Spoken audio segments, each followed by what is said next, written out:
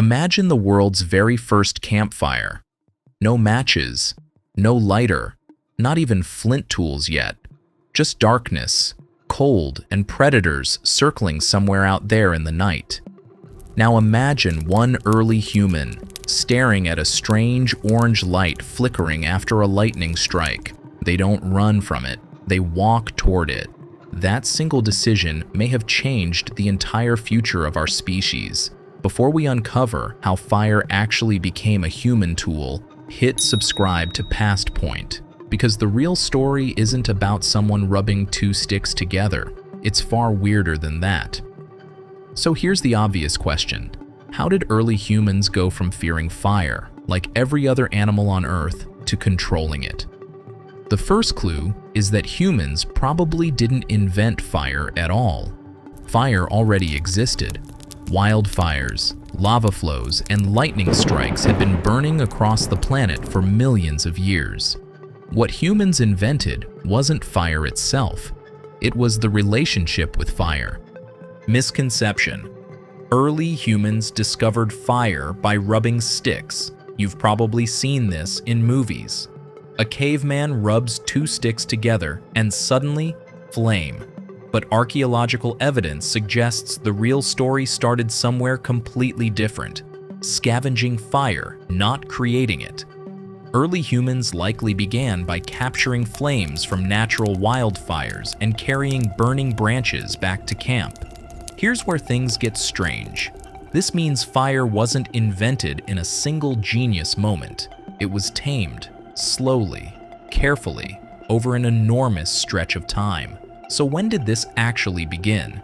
Evidence gets debated a lot here, so let's be precise. At a site called Wonderwerk Cave in South Africa, researchers found burned bone and ash layers dating back roughly 1 million years, some of the earliest strong evidence of controlled fire use.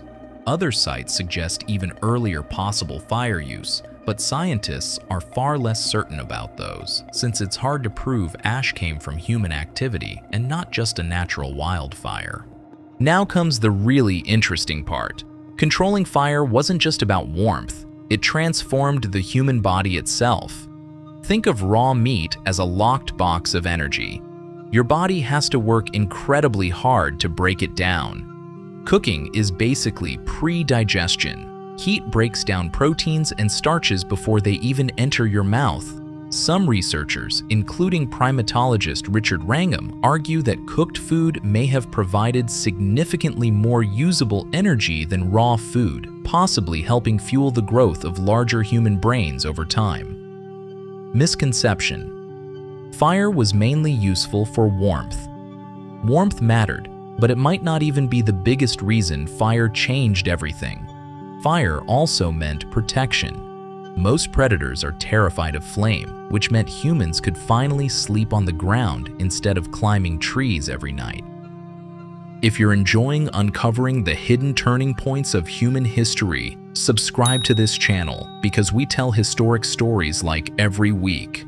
The next part is where fire starts reshaping human society itself.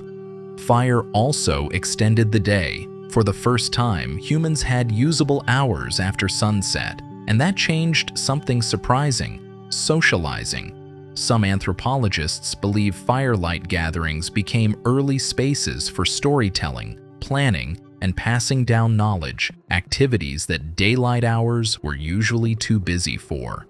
Fire didn't just cook food, it may have helped cook culture itself. Eventually, humans stopped depending on lucky lightning strikes altogether.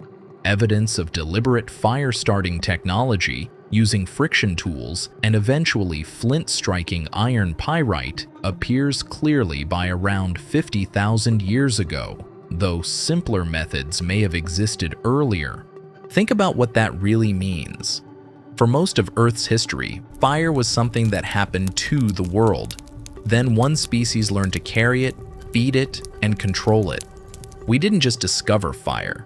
We built a permanent, portable relationship with something the rest of nature could only fear or flee from. If this changed the way you think about the flame on your stove or the candle on your table, subscribe to Past Point. There are countless ordinary things around us hiding extraordinary stories.